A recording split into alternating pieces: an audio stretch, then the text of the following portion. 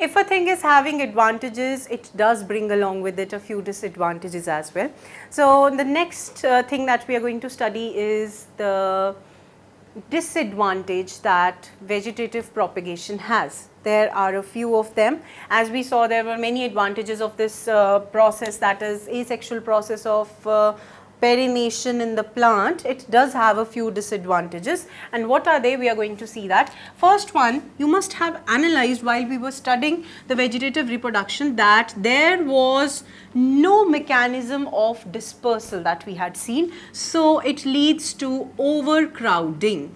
Now when the plant is propagating vegetatively using its various parts, you know, because dispersal is not involved, the plant has to remain in the restricted area. Whatever daughter plants are being formed, they would be remaining in the restricted area nearby the plant, and that would result into overcrowding. We need not to get into detail. It is very simple that because of the absence of agencies of dispersal being involved in this process, there would be overcrowding resulting, because the propagules would give rise to daughter plants in the given area, restricted area. The second point is that supposedly the parent is having some sort of disease. So the daughter plants which are being formed, they would automatically be diseased as well. So diseased daughter plants could be generated, and there is complete probability of getting the plants which have the same disease as in the case of parents. Okay. The third shortcoming of this vegetative propagation is that variability is missing. Now when I say variability is absent, it means that I am pointing towards the genetic variability. We had discussed in the previous lessons, the introductory lessons, that genetic variations are absent when we have a single parent that is being involved, and as a result of genetic variability being absent, there are least adaptive features. They are least.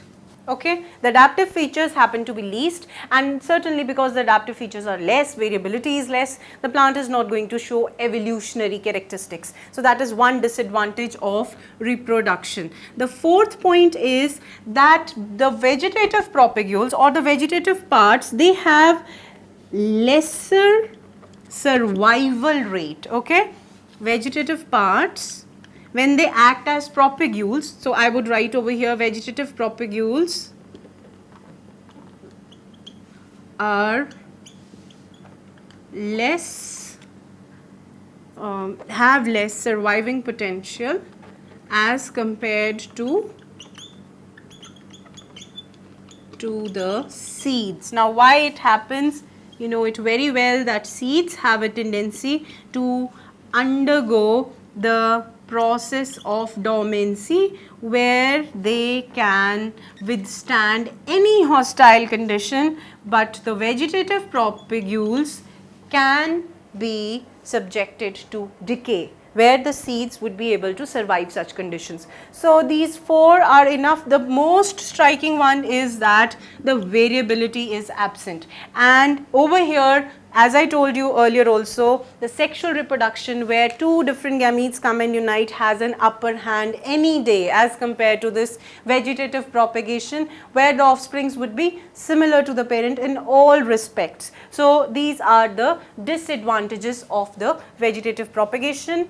Do keep in mind that this is the most striking disadvantage that vegetative propagation has, and the sexual reproduction has a much higher hand over this upper hand, and that is why most of the plants, they prefer sexual reproduction, where we are going to study the role of flower and its various parts, and we dedicate the next lessons to those topics.